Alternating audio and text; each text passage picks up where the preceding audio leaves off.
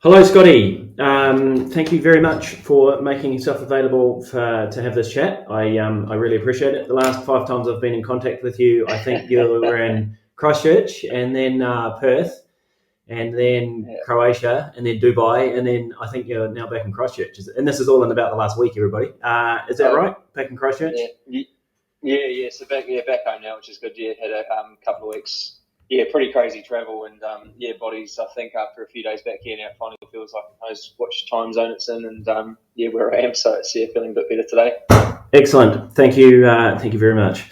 Now, the main purpose of this conversation is to share your knowledge and wisdom about the UTMB Trail Running Festival. So, for anyone who doesn't know, UTMB is held in the village of Chamonix in the French Alps, and it's in August every year. So, it's coming up in a few months' time. And they have events now ranging, I think the shortest one's now 15K, which is a newbie, and all the way through to 300K. And the flagship event is UTMB, Ultra Trail Mont Blanc, which is a lap around the sort of, would you call it a lap around the base of Mont Blanc? It looks like a nice circle Yeah, on a Strava yeah, map, but it's got some hills. yeah. It's pretty much a lap around the Mont Blanc Massif. So yeah, it goes all the way around basically the base through three countries and yeah, back into Chamonix. After 170 odd k. So it's a fair old way. And 10,000 meters of climbing?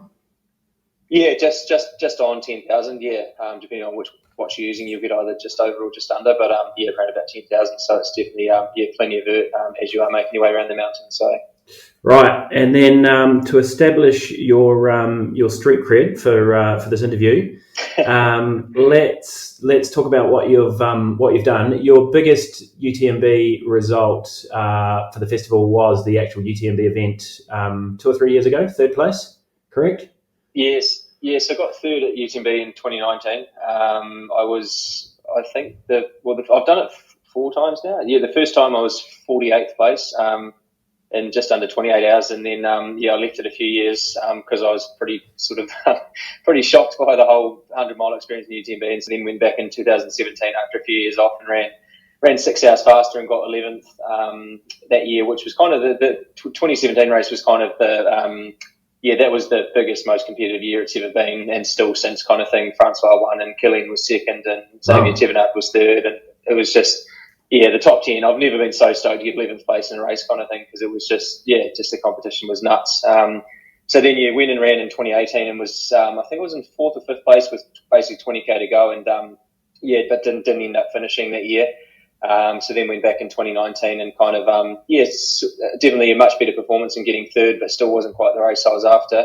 And then yeah, COVID kind of messed things up for a couple of years. So I then went back to the CCC in 2021 and got second place in the CCC, which is the 100k race distance at the UTMB festival. And so yeah, sort of I guess yeah, third at UTMB and second at CCC are the two kind of big ones at the UTMB week, I guess. So Nice.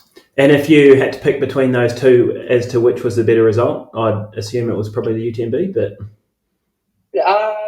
oh, I guess the result, as far as importance goes, yeah, third at UTMB definitely holds more kind of weight, I guess, than second to CCC. But in saying that, like the second to CCC was a far better race. Like I raced a lot better and felt a lot better in getting second place at CCC. UTMB 2019, I was about to pull the pin at 50k after having some sort of hamstring side kind of stuff going on, and so yeah, it's kind of I guess it's kind of weird because on paper it looks really good, and don't get me wrong, like I'm stoked with it, and it's awesome to get third at UTMB. But yeah, to be honest, I've had other races where I've ran far better and not even gotten on the podium kind of thing. So yeah, wow. I think it's probably more of a reflection of where I was at physically, in the sense that I think if I had have had the race that I was I guess kind of ready for in 2019, not to say that I would have necessarily got second or won it, but I definitely know that I would have run a lot faster than what I did run, and so that's probably the only kind of kind of the only frustrating part of 2019 was third was awesome, but like a month earlier I'd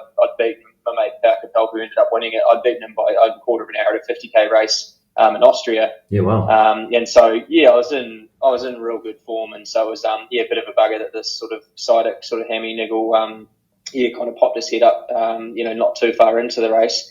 But in saying that, though, it's all part of the game. When you're running ultras, there's often things that you have to manage in that. So I was pretty happy to be able to sort of keep my head in the game and turn it around, sort of thing. So yeah, that's actually, it's going to be one of my questions for a little bit later on. Is just things do go wrong in ultras, and how do you cope with them? So we'll come back to that in a bit. But it's interesting to know that like what everybody else in the world would be super stoked with still wasn't necessarily the perfect race. So wow, interesting. Yeah.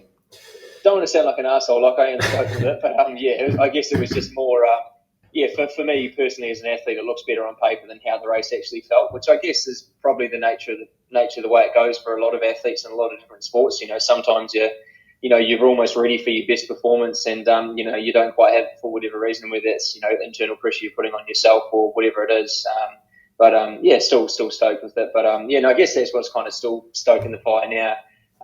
Sort of 4 years later, I guess, after that UTMB third place, in the sense that, it was great, but I still know that I've got unfinished business with the race and with the event, and know that I've got a lot more to give on that course. So it won't be this year, but definitely going to be back at UTMB in the next couple of years. So yeah, cool. Yeah. My I think you were in the race actually. My fastest UTA was also my worst place, but also that's the one I'm probably the happiest with because it was the fastest. So yeah, was it 2015, wasn't it? Oh, I can't remember. That was when those French guys, I think Francois was in that one, wasn't he? There was French guys and Chinese guys and Kiwi guys, and it was pretty hectic, but it was fun. But funny how times and places don't always marry up. No, that's it. Yeah.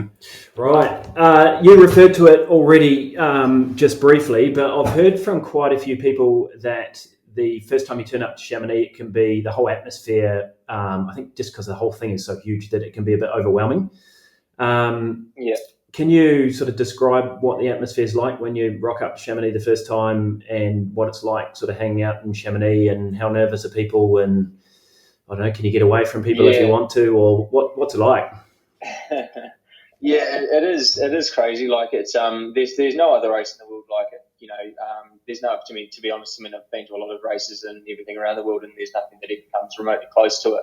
And it is just a scale of it. And I guess even since 2014, the first time I was there, even from 2014 to 2017, there were like massive changes, and it did feel different. And then now, kind of, fast forward another, 5-6 years since then, it's just even bigger and crazier and more hectic and more, visibility around the world. And so, for a lot of people, it is quite overwhelming just because they haven't kind of experienced anything like it before. And so I think there's sort of there's almost like a tendency that people sort of want to do sort of too much, especially during the week of the race. And so that's where, like a lot of the clients and people that I coach who are doing one of the races at the UTMB festival, or if I've had friends or family going, I sort of say to them, kind of, go to the the event village on the Monday or Tuesday or Wednesday at the latest. Kind of do your thing, take your credit card, go and buy all the stuff that you kind of want to go and do.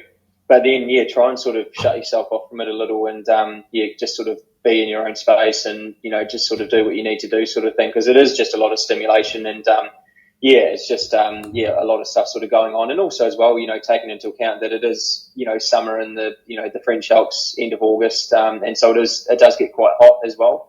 And so you find that a lot of people end up just sort of wandering the expo hour after hour, and high 20s, 30-degree type temperature, and that sort of sun exposure and heat and stuff can be quite draining as well. So I feel a lot of people over the years end up sort of undoing themselves even before they're standing on the start line on Friday afternoon, just through what they're doing race week. And it's kind of silly when you look back at it, because it's like you've just you've gotten into one of the hardest races in the world to get into, so there you've been lucky there, kind of thing.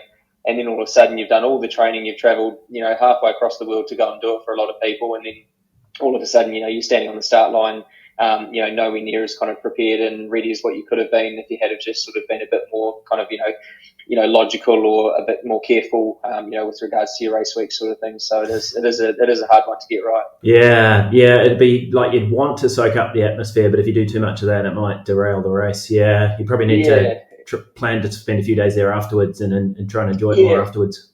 Exactly, especially where you are as well. Like you're literally standing in the middle of a valley with 3,500-4,000 meter high mountains, just literally skyrocketing out of the valley sort of thing. And so it is incredibly beautiful, and it's incredibly scenic. And all of a sudden, your coach has got you doing a 30 or a 40 minute shakeout run on the flat, and you're looking up at all these peaks, going, come on, look where I am, kind of thing. Like, surely a 90-minute hike is okay, or a 60-minute run is okay, or whatever it is. And I think a lot of that kind of goes on as well. And there's probably a few sort of athletes and clients who probably aren't being quite as honest with themselves with regards to what they either have done or probably should have done. Which is hard, and I get it. Like, I've been there, I've been in the same position before, and it is hard to sort of say no or to not do too much. But you're going to have 170k running around the bloody to enjoy it and soak it all in and absorb it all as well. So you're definitely not going to leave not having had your fix of mountains, that's for sure. You probably haven't got time to take photos during the race, but I imagine a lot of people probably could soak up a bit of atmosphere and views and stuff. Yeah, exactly. That's the thing, and that's what I'd recommend people to do is take a few photos to have the memories and stuff. And then I guess depending on what you're wanting to achieve at UTMB or any of the races, that'll probably determine how many photos you do take or how many sort of pauses you have. But it's just different for everyone. So I guess you just want to sort of get out of it what you're really wanting. So yeah. Let's talk about the course if we can. So I've been to Chamonix a few times skiing actually in winter when we lived in London, so it was a pretty easy trip over there. But in terms of the terrain, so you've just talked about the fact that there's mountains sticking out of the valley and they are enormous.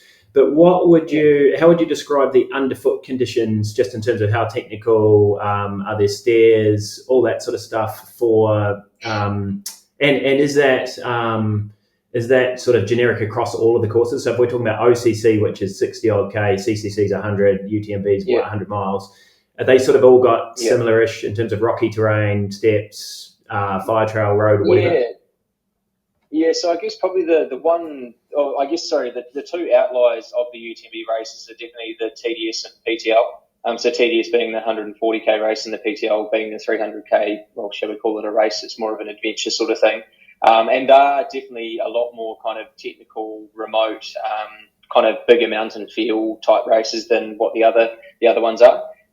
In saying that though, like I think for OCC, CCC, UTMB, and even the new race, the ETC, and even the MCC, which is the sort of the race for the locals who live in there. There's a lot of abbreviations, but there's a lot of C's and all that. But all of the races part of the week, I guess, they kind of have a bit of everything. Like there are a lot of really buffed out single tracks, so really smooth and quite fast and. That's why even a course that's got, 10,000 metres of elevation gain over 170k, like last year, the leading guys ran sub 20 hours, on that course, which is just insane. But obviously there's a reason why they're able to do that. And so if it was more technical, there's no way they're going to be running as fast. But I guess in saying all of that, there are still some really technical trails, and some really kind of, trickier sections of the race. Probably one of the most technical parts of the race. There's one of them that sort of comes just before you get to Courmayeur at around about sort of 70 odd K into the race. It's called the pyramid section. And so that's pretty technical, and just more kind of rocky, scrambly type stuff. And then to be honest, probably the last, the last climb, traverse, and then descent.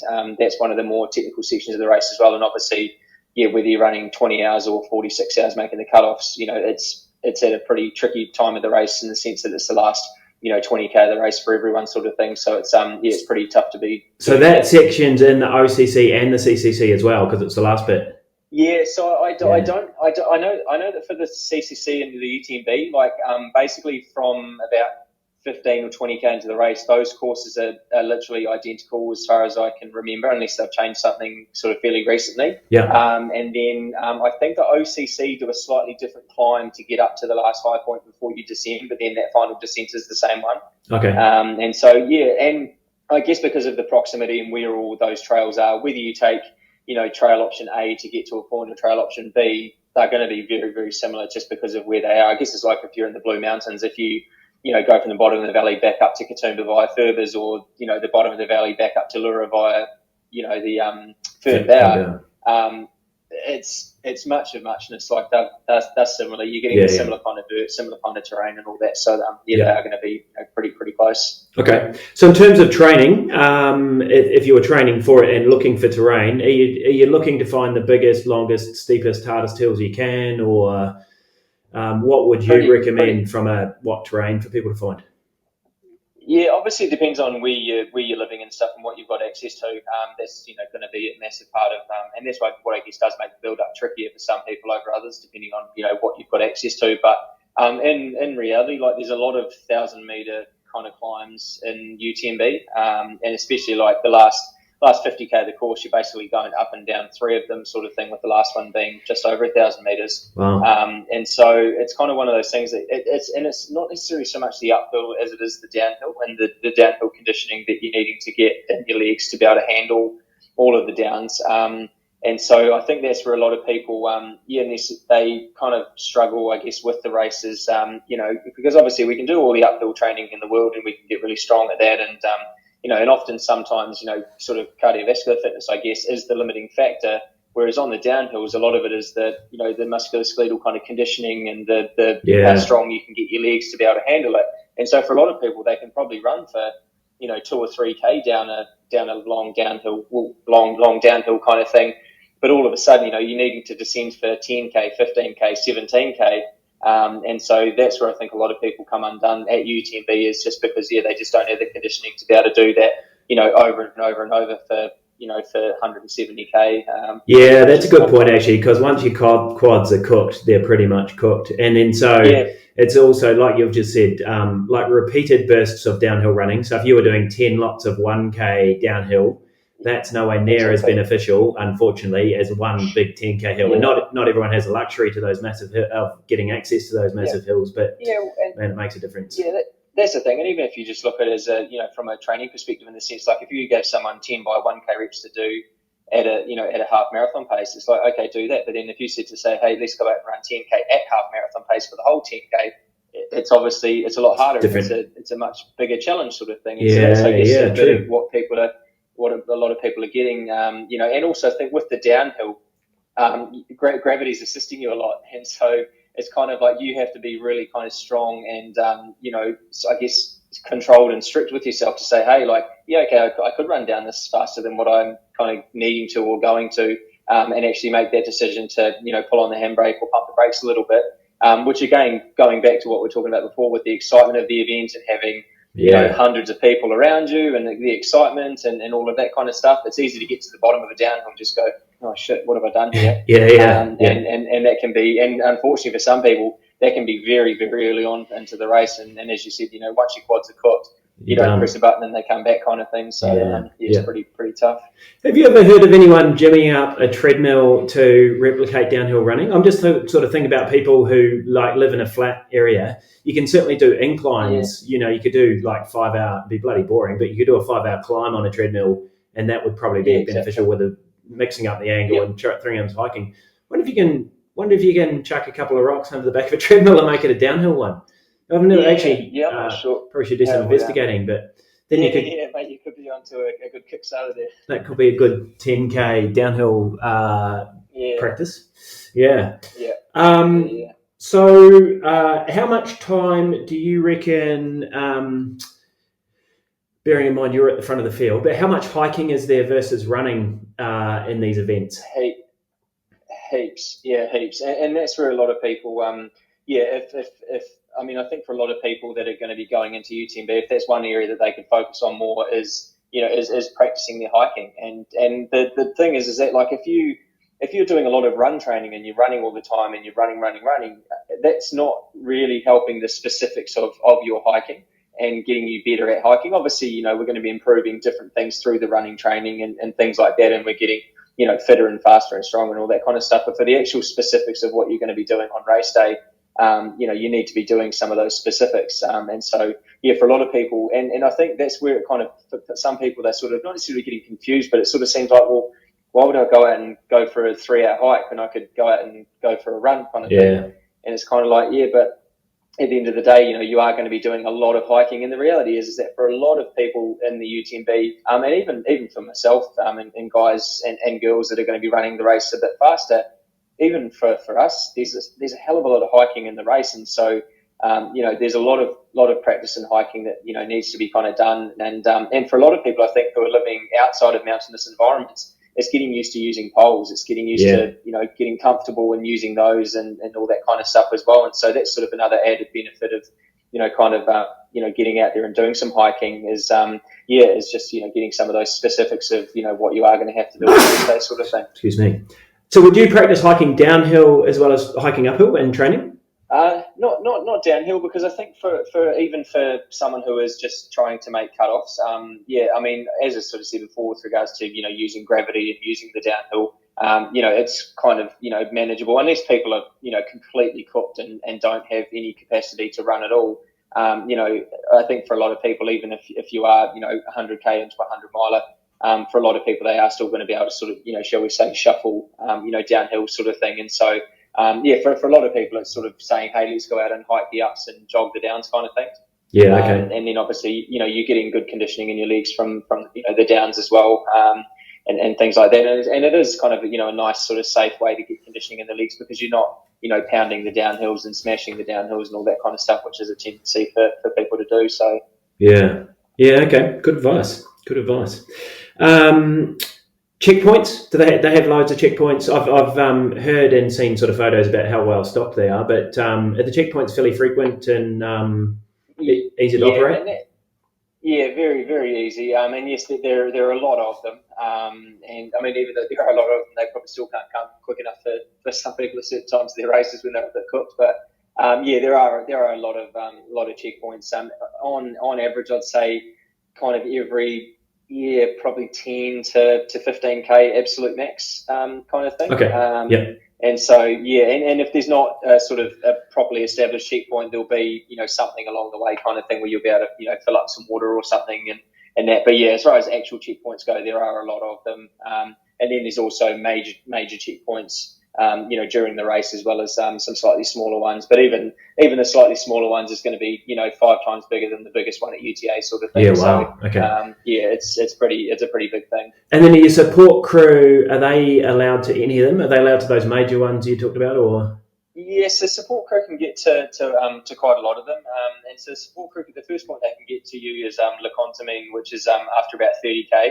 And then they can basically go from Lecontamine through to Courmayeur, Courmayeur is kind of the halfway point, around about sort of 82k into the race. Yep. And then from Courmayeur, they next actually don't see you until Champex-Lac, which is at about 125k into the race. But between Courmayeur and Champex-Lac, there's multiple aid stations that your support crew just can't get to, because you are literally in the middle of the mountains kind of thing. Yeah, okay. And there's more kind of refuges or sort of huts that they utilise as the aid stations and things.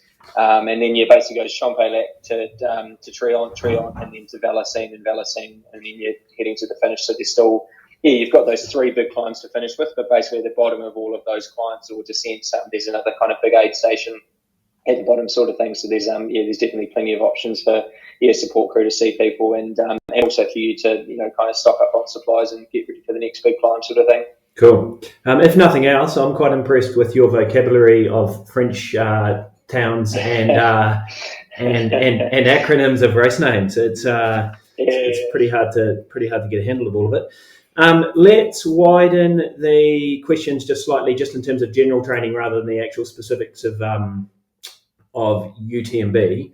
Do you train much differently for a 100k versus a 100-mile race?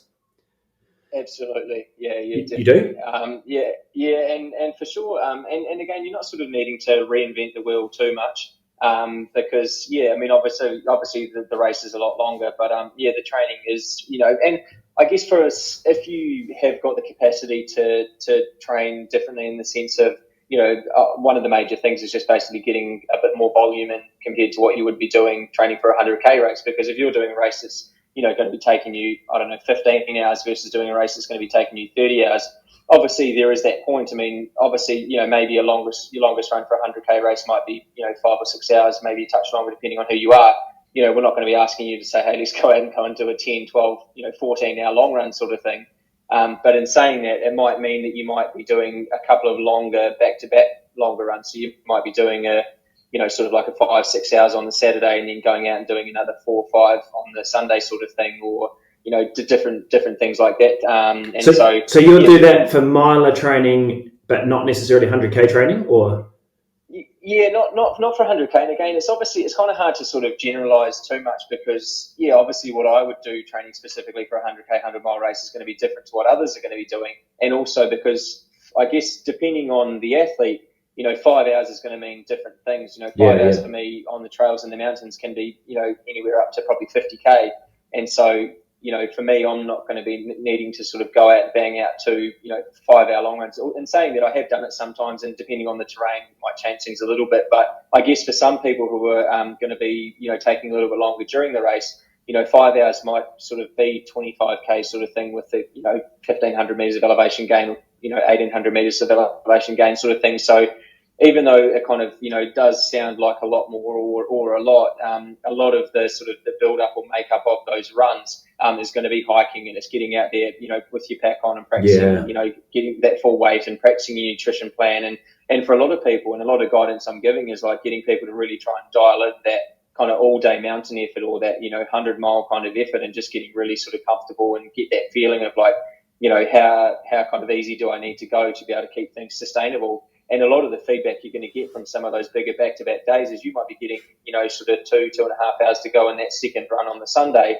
And all of a sudden, you might be having thoughts of like, maybe I was sort of overcooking it a little bit too much, the day before or earlier on in that run. And so you can start to sort of piece together. And then, the following weekend or in a few weeks' time when you are doing another bigger block, you might say to yourself, hey, I'll go and do a similar type run, or even go back and replicate what I did. But instead of getting to, this point in the run after 2 hours, let's try and do 2 hours 10 or 2 hours 15 and just pump the brakes a little bit and just sort of, getting that feedback and seeing how that goes. And, so a lot of it is, just sort of practicing things that you're going to be doing on race day. And then also as kind of carefully as you can, getting the conditioning that you're going to be needing to go for, 100 miles around Mont Blanc with, 10,000 meters of elevation gain sort of thing. So. Yeah, interesting. There's probably even merit in, like, if you felt, or like you said, actually pacing yourself on the Saturday so that you're good on the Sunday. But even getting out for your 5 hour on a Saturday and then backing it up with a 3 hour hike on the Sunday, there'd still be benefit in that, wouldn't you, just being on your feet? 100%. Yeah, 100%. And that's what I have had clients do in the past. And by the time you sort of, and even looking at structuring a plan with potentially doing some, longer or as longer hill repeats that you could maybe do on the Friday, going into your long run on the Saturday, and then either going for a run or a hike on the Sunday, that's a really nice kind of block that you can be doing as, build up for a, mountainous 100-mile race.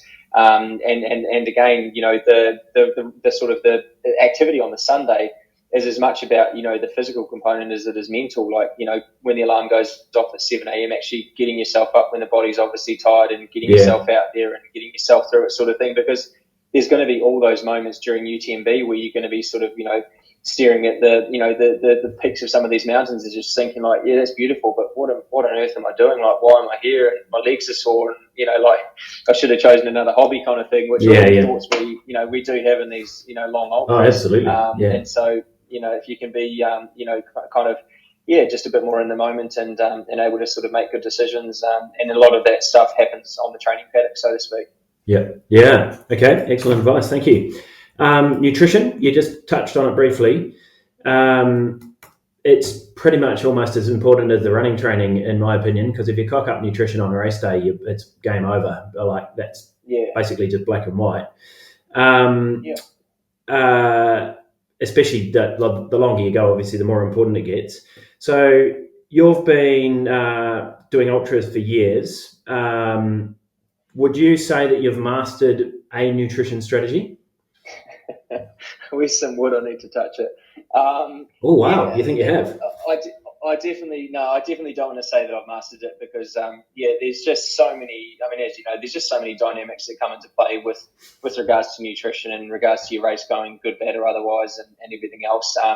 But I think the more and more you practice, I mean, let's just say that now, after 12, 13 years of running ultras, I guess I'm just a lot more confident in my nutrition plan, and I feel I'm closer to a positive desired outcome than probably what I was 5 to 10 years ago, when I was sort of still finding my feet a little bit, or testing different strategies out and kind of working what does work versus what doesn't work, and coming up with a bit of a game plan.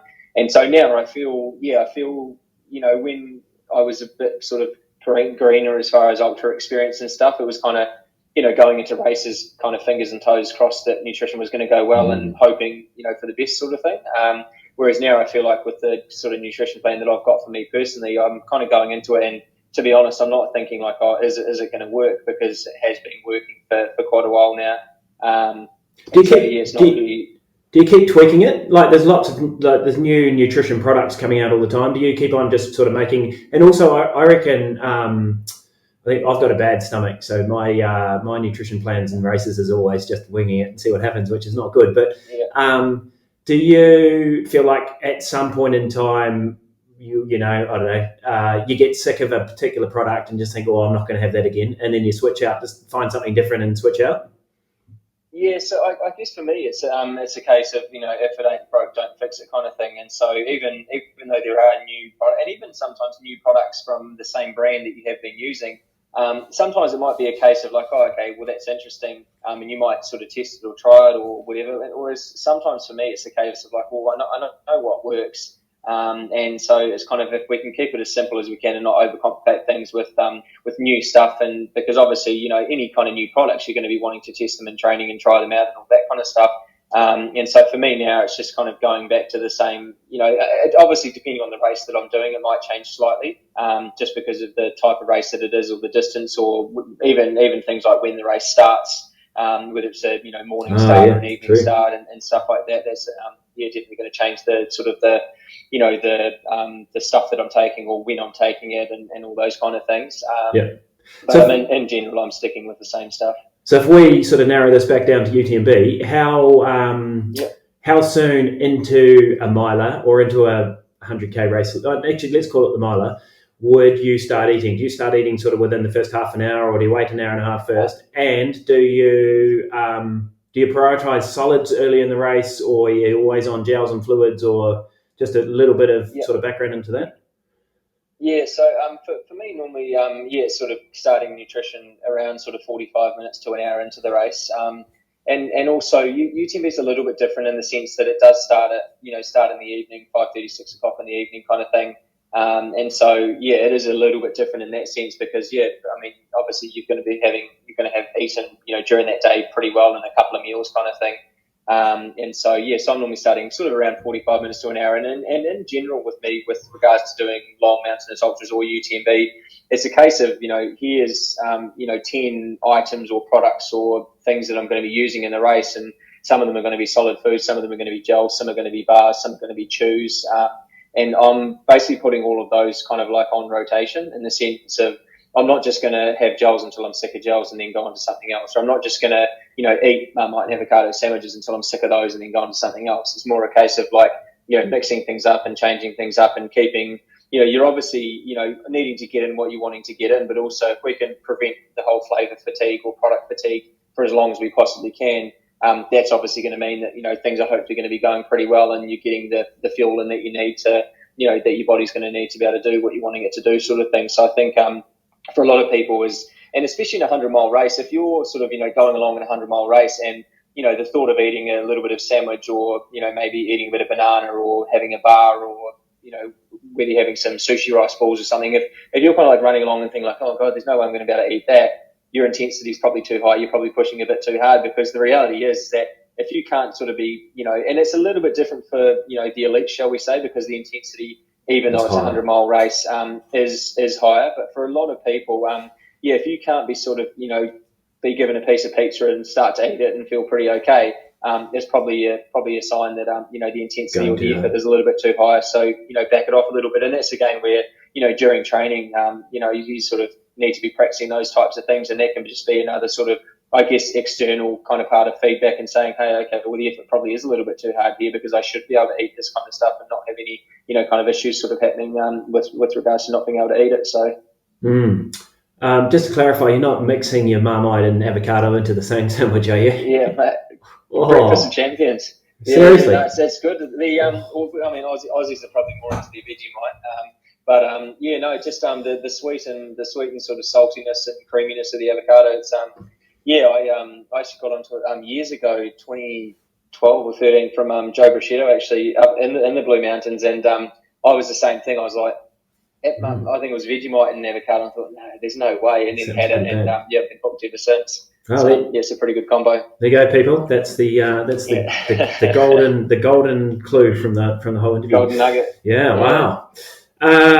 Okay. Cool. Thank you. That's awesome advice about how if you can't eat solid, you're going too hard. I've experienced that so many times. So that's true. Well, and that's where I think you get a lot of people, and dare I say, a lot of the elites, they'll pull out of a race or have to stop, and it's like, oh, God, I had stomach problems. It's like, no, you didn't have stomach problems, champ. You're just pushing too hard, and you couldn't. Your stomach just said no. Yeah, pacing problems. Yeah, true. Yeah, it's a good way to think of it. Yeah. Right, problem solving. We touched on this a little bit earlier. So pretty much you can bank on the fact that you're going to have problems in an ultra at some stage. And the problems could vary from, blisters to a sore toenail to stomach problems. Well, I'm not really talking about like showstoppers like broken ankles and stuff here, because there's some things that do stop you. But everyone basically experiences rough patches for different durations and different parts of an ultra. And then I think the more experience you have, so the more ultras you've run and the more times you've sort of got back out of those rough patches or out of those holes, the more confident you are that you are going to get out of it. But you sort of touched on the fact that you had that hammy and nerve problem in your third place in the UTMB. But having treated you quite a few times as a physio patient, I know you haven't got the body of a champion, or certainly not the ankles of a champion. I mean that in the nicest possible way. So you've had your fair share of like aches and niggles and stuff. In fact, you've had all your toenails surgically removed because you had toenail dramas, didn't you? Two of them surgically removed. I think I've got about 4 on the go at the moment that are actually toenails, and the rest are lost somewhere in the stumps. You've just got hobbit feet, stumps. What do you have any? Like, everyone's problems are different, but do you have any sort of pearls of wisdom about how to deal with those rough times? Yeah, I think just sort of being, as being buzzwords about staying present and in the moment and stuff, but a lot of the time, and you would have experienced it, a lot of athletes within various different races that they've done, perspective and and that is a big thing. And so sometimes, in these races, we're thinking, the world's going to end, and how on earth could I do this and that? And then all of a sudden, 2 days later, you look back and you're like, no, it wasn't really that bad, was it? Or, it wasn't, or it's a case of during the race, oh, I'm never doing this again. This is bloody stupid. Like, why am I doing this? And then 2 days later, you're signing up for your next ultra kind of thing. So it's like, well, it can't have been that bad sort of thing. Yeah. And so I think for people was, just to sort of, one of the key things that I always try and do is remember why I'm there. Like, why am I doing this? Like, why am I here kind of thing? And a lot of it comes back to, everyone's why. Like, why are you here? Like, what are you doing this for? And everyone's going to have different reasons and different sort of motivations for being there. And I think sometimes tapping into some of that can sometimes be the catalyst for like, okay, well, yes, this is hard. And the reality is that we knew it was hard going into it. And, anyone standing on the start line of UTMB, it doesn't matter whether you're Kilian Jornet trying to run sub 20 hours or, whoever's going to run and be the last person across the finish line 46 hours later sort of thing. Everyone's going to be covering, different challenges and different hurdles and tough times and tough moments. And even when Kilian ran and won last year, he was going to pull out at the 120 odd K checkpoint.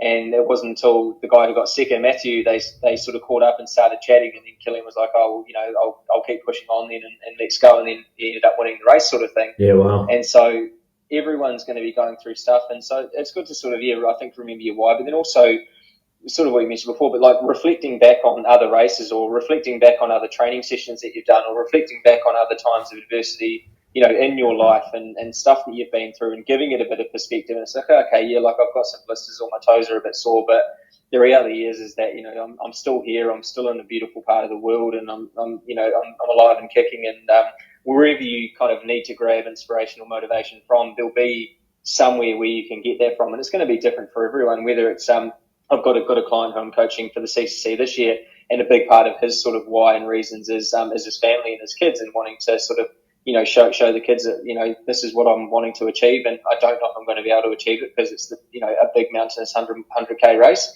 And so a big part of his why is his kids, and, role model, and, sort of showing them that you can set yourself a goal and overcome it, or give yourself a chance to succeed, sort of thing. And so I think for people just to really sort of just sort of think about what they're doing, why they're there, and all that kind of stuff. And again, for some people, like for me now, a lot of it, to be honest, is just like, man, suck it up, princess. Like, come on, like and that's just part of my sort of mindset is I'm always wanting to be the best athlete I can be and the strongest that I can be, and just being a stubborn male, I just want to basically just bash heads with the fastest guys in the world and see who's the fastest and the strongest, and that's a big part of my why, is just wanting to keep pushing myself and see what I can achieve.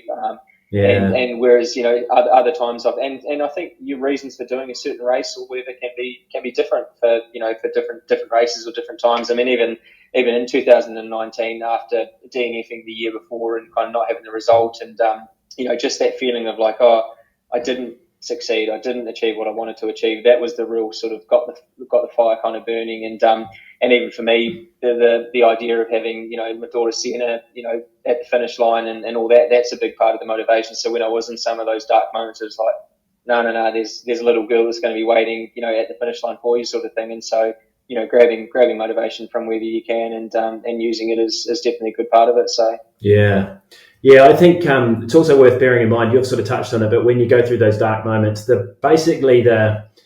it's getting through that really uncomfortable stuff is what makes it all that more satisfying afterwards. So in those couple of days afterwards, you think, well, I could have pulled the pin, but I chose not to, and there's a whole lot of satisfaction in that.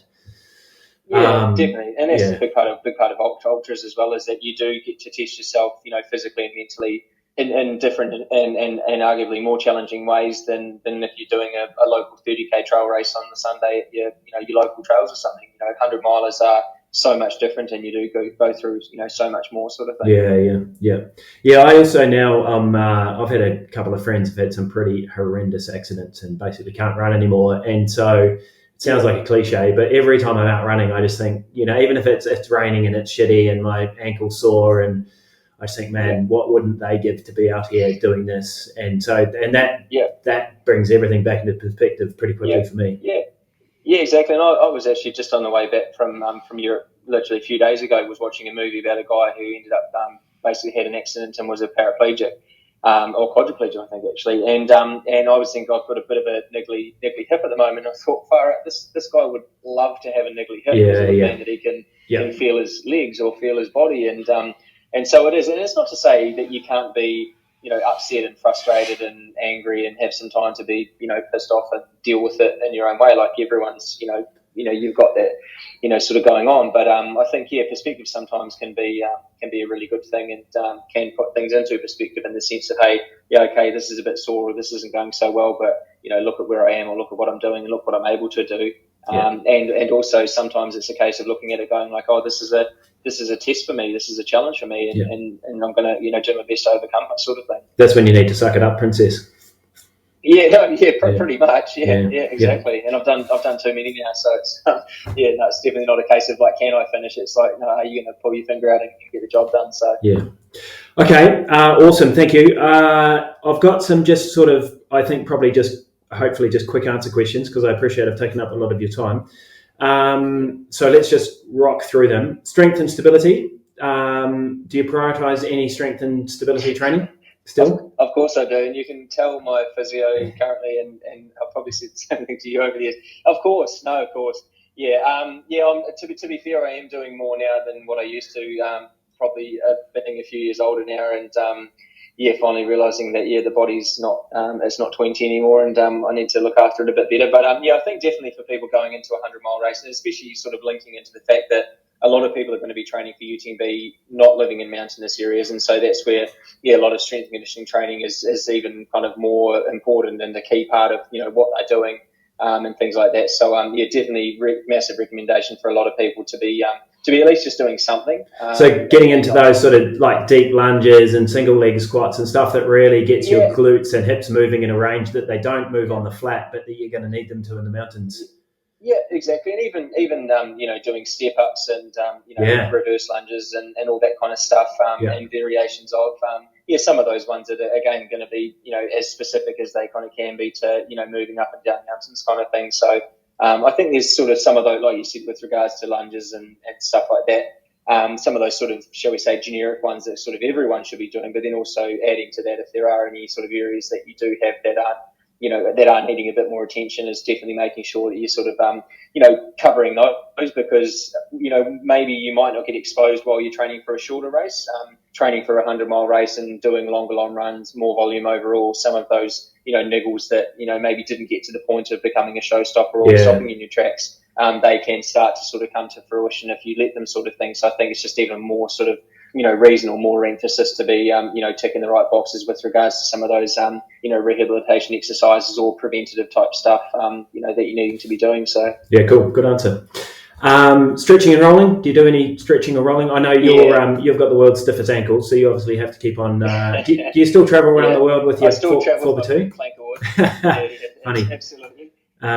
Yes, I think a lot of it is, I sort of think of it as anything I can be doing at home is going to be saving me money and putting it in your back pocket. In the sense of, if we can be doing things at home and looking after our body, it's hopefully going to mean, and I'm probably going to do you out of business here, but it's hopefully going to mean that we're not having to see the physio maybe as frequently as what we were seeing them, or seeing them for a specific reason, and things like that. And also as well, just as I sort of said before, with regards to training volume is going to be a bit higher. You're going to be putting your body through a lot more physically.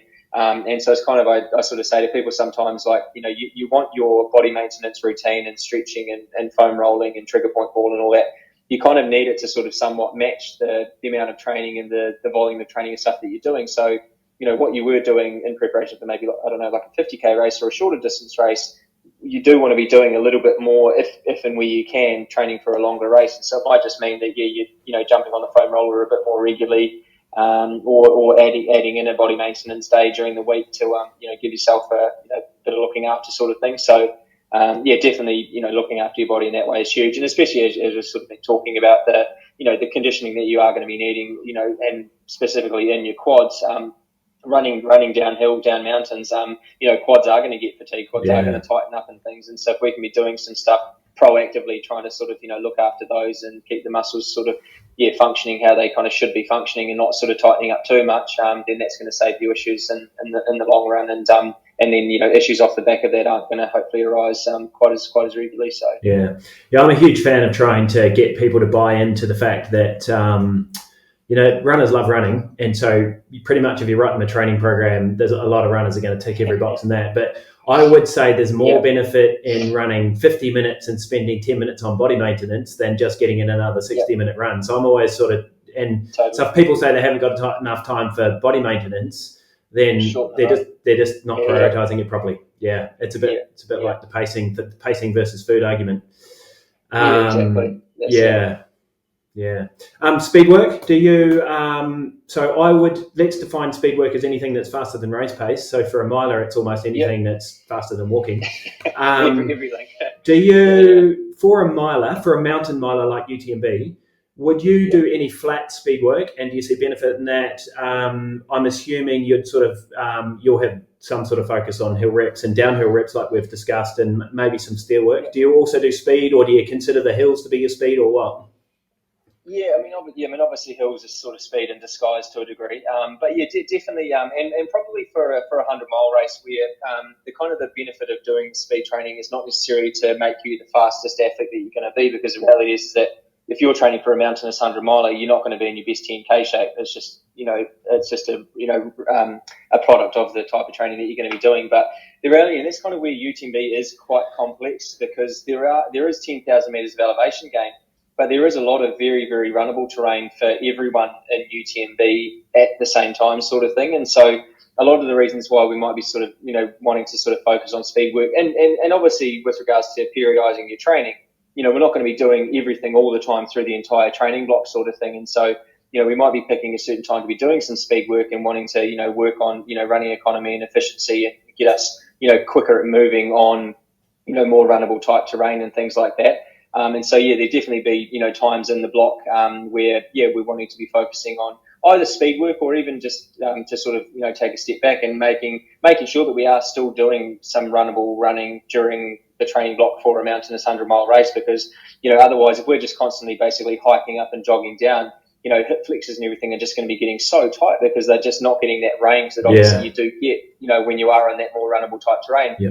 And one of the first examples I saw of this was back in 2014, I think it was, at the Hong Kong 100.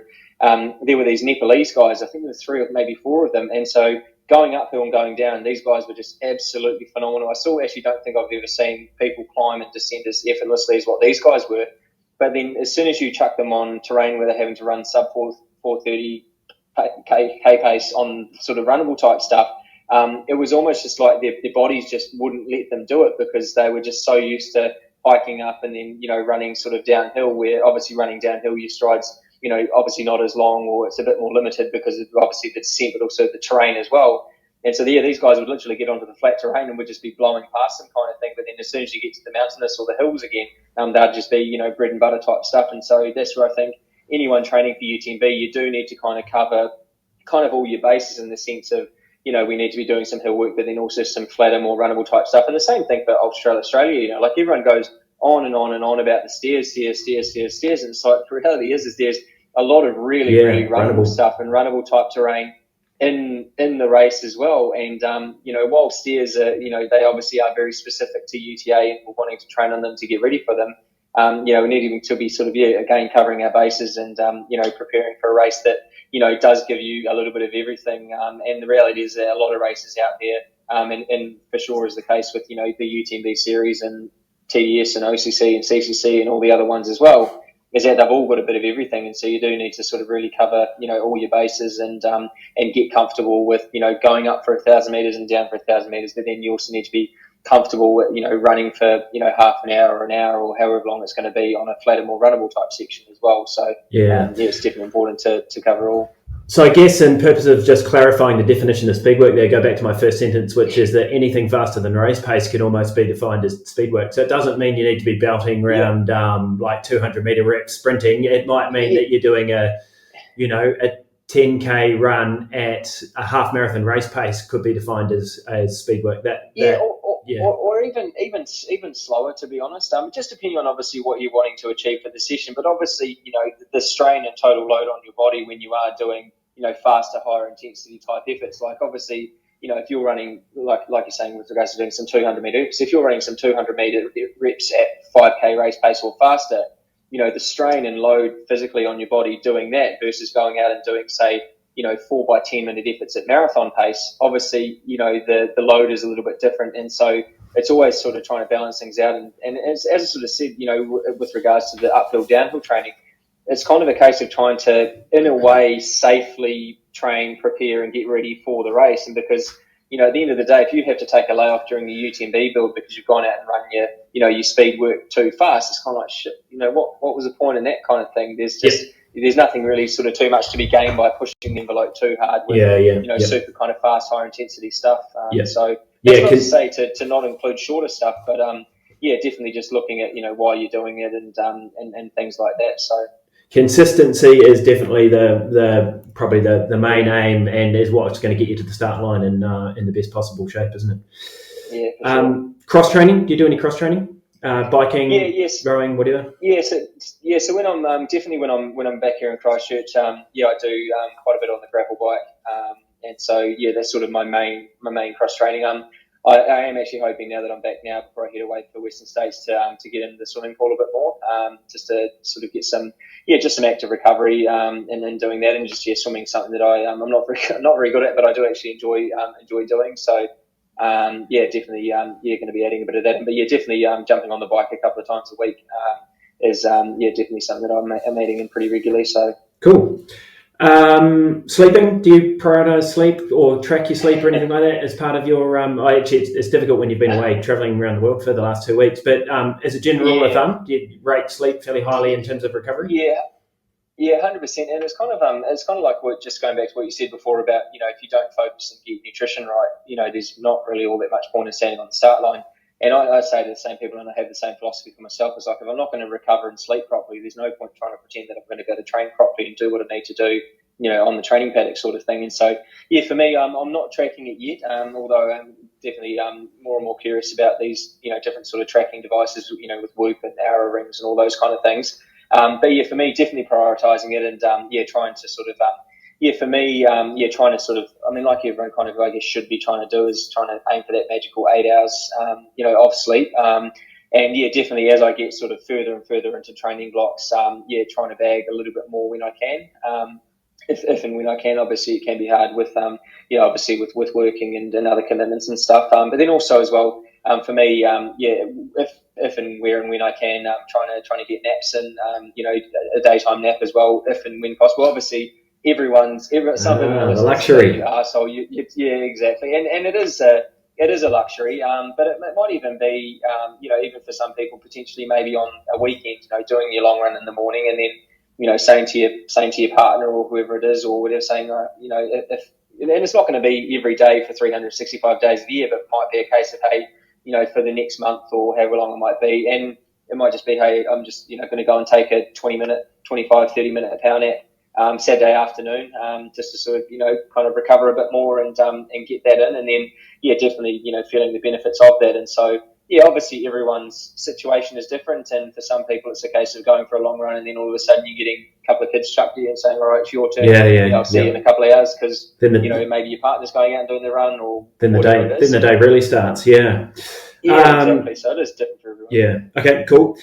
Traveling. So a couple of quick questions. You usually go and spend a bit of time in Europe before UTMB, so you're sort of acclimatized and got used to the time zone and all that sort of stuff. There's a theory, it's one that I've heard and I'm not 100% sure how accurate it is, but if you arrive more than 10 days before the event, you're meant to supposedly adjust, your body clock adjusts at about 1 day per hour. Takes 1 day per hour of change in the clocks. I think that's what it is. So in a perfect world, if you're traveling from like Australia, New Zealand, this far away, if you could get there 10 days before, it would be ideal. The other thing I've heard, though, that if you arrive sort of between 4 and 7 days between, then you've got this little window where your body clock is completely out of sync. And so that's probably going to be the worst. And then if you arrive only sort of 2 days before it, you haven't yet adjusted. Actually, you've probably had this experience recently when you went over to Croatia. So if you're sort of within that 2 to 3 day window or 2 day window, your body's still running on Australian time or New Zealand time, and even though that's not ideal, it's probably better than trying to sort of be half adjusted. Do you believe in any of that stuff? Yeah, I definitely think there is a bit of that kind of there's that sort of period where you're kind of in no man's land, so to speak. Like you sort of you don't really know what time zone you're on or closer to or whatever it is, and so and that's where it comes down to, like, and again, everyone's different, but for any sort of people that I, know that are going over to do UTMB or clients that I'm coaching doing the event, it's basically, if we can try and get there as early as you possibly can before the race. And again, that's not logistically possible for some people, and for some people, it's just like, well, here's when I have to arrive, so that whole thing is kind of taken out. But definitely, I'd be sort of more inclined to say to someone, hey, let's try to arrive maybe on the Wednesday as opposed to arriving on the Monday, being, basically 4 days before the event, 5 days before the event. Just because, that sort of does seem to be that sort of period where, you're sort of not quite sure and just how you're feeling and stuff. And so I'd be probably more, if you can't arrive kind of, like you say, more than sort of 7 to 10 days before the event, it'd be like, okay, well, let's maybe look to arrive, kind of closer to the event, still having obviously enough time to get everything done that you need to get done and any, travel to, where the race is and stuff. It is tricky. Also, you add to the equation that it's a race that starts at 6 o'clock at night on Friday evening, and so arguably and you sort of think, okay, well, for the European-based athletes, they're on that time zone and on all of that, and so for them all of a sudden having to start a race where they're normally laying down in bed a couple of hours later, sort of thing, versus the Southern Hemisphere athletes who are also on the same starting line running it. Through that first night, so all of a sudden, so do you know what I mean? And so it's sort of something I sort of try to say to people, to not try to sort of overthink too much and just do the best that you can and know that, whatever you do is going to be the best that you can. And at the end of the day, that's all you can be, But I mean, in general, if and where possible, I definitely recommend for people to arrive earlier just to, sort of get used to that sort of time zone and so actually, stuff like that. So if we rewind the clock slightly back to that training question, is there any merit in, would you ever recommend people to start their training runs at 7 o'clock on a Friday night to get used to that sort of running at the end of the week type of a situation? No, it's more a case of I think probably the more kind of like nighttime stuff is more head torch practice and things like that. And it's also it's always kind of weighing up like what are the pros and what are the cons, or what are the benefits and the potential side effects of doing this. And so for someone I don't know, maybe starting a long run at 9 o'clock in the evening and running until 2 o'clock in the morning, like that's just going to be so detrimental to sleep and so detrimental to recovery that you're going to then need to spend 2, 3, 4 days of the following week trying to recover from that one run that was going to be this magic pull or magic sort of session that's going to and so it's more a case of definitely. I mean, I think definitely for people to be maybe starting runs in the afternoon and running into a little bit of the nighttime and then finishing and getting used to that transition of day to night, or also alternatively from nighttime to daytime. I think that's definitely a good thing to do, and I think for a lot of people that's often just a byproduct of daylight saving ending, or you're working busy life. You're running in the morning before work and you have to get it done, so some of that stuff just happens naturally. But I'm not normally getting people to go out and specifically go and do a 40K long run, not a nighttime run sort of thing. It just from a recovery perspective, it just it just seems counterproductive sort of thing. So okay, cool, good advice, thank you. 2 more questions. Paces, are you allowed paces at UTMB or CCC? No. Oh, you're not? No. Oh, that makes that easy then. Okay. No, definitely not. Right, yep. no more pacing questions. If you want to pacer, you go to Western States or Leadville. Or Hard Rock, actually. They're the main races where you're allowed paces. So, yeah. Okay, cool. That makes that one very simple. Any advice for support crew in terms of, I think you've sort of inferred it can be quite hard for support crew to get around the course because they have to take the official shuttles or something now, don't they? So this whole support crew thing has gotten a lot more complicated over the last sort of 12 months or so. And so now, support crew are basically needing to, probably one of the biggest things I'd say would be for support crew to be, basically on the button with regards to getting the bus tickets to be able to get around the aid stations. I don't know how it'll be this year. Last year was a bit of a muck around, just because it was new for the first time doing the whole buses to the aid stations and things like that. Yeah. But just for support crew to be, to be able to get those tickets is definitely going to be beneficial. And then to get for support early. crew, I think it's as much for the support crew as it is for the athlete to prepare the support crew. But just kind of dumbing it down as much as you possibly can for your support crew, in the sense that I often have just A4 sort of check sheets sort of thing, and it's not sort of because you're some obsessive athlete that has to have everything kind of perfectly. It's more a case of like, okay, here's the things that I'm going to need. Here's some things that I'm going to want to check with you wanting to like reapply chafe cream, or grab your headphones, or grab your other sunglasses, or I don't know, whatever it might be, sort of thing. So just having things specifically on a piece of paper that your support crew can be looking at, going like, oh, we need to ask Scotty how this is going, or if he wants, to, I don't know, change sunglasses, or to change his t-shirt, or to change his shoes and socks, or whatever it is. And so just having all of these things, on a piece of paper. And normally for me, I try to have sort of like one smaller kind of bag for each kind of checkpoint. And so everything that I'm going to be needing at that checkpoint will be in that one bag. With a label so then the support crew will know that, okay, here's the Lecontamine drop bag, here's the Courmayeur drop bag, here's the Treon one, and so on, sort of thing. So just trying to make it as simple as you possibly can for your crew is definitely the way to go. So okay, that is absolutely brilliant. Thank you very much. Have you got any other? Do you think we've missed anything that's important in the whole sort of UTMB experience that people need to know? I think we've covered quite a bit. I think we've covered quite a lot. Yeah. I think just being sort of patient with the build up as well, and just remembering that and even for athletes who are potentially doing it this year, it's like we don't need athletes peaking anytime soon for a race that's going to be it's actually on the 1st of September this year, and so we don't need athletes peaking now for a race that's months and months away, and so to just be patient with the process, and taking your time with things, and it definitely is a process, and getting ready for a big 100-mile race. And so, just to, sort of, just take it as it comes, sort of thing. And, take your time with it, kind of like what you're going to need to do in the race. It's not it is an ultra, it isn't a sprint sort of thing. So, it's one of those things that you just want to, just be patient with things. So, yep. Awesome. Okay, thank you. Now, Scotty this is sort of just for everyone listening out there. Scotty's a running coach with obviously bucket loads of experience racing around the world.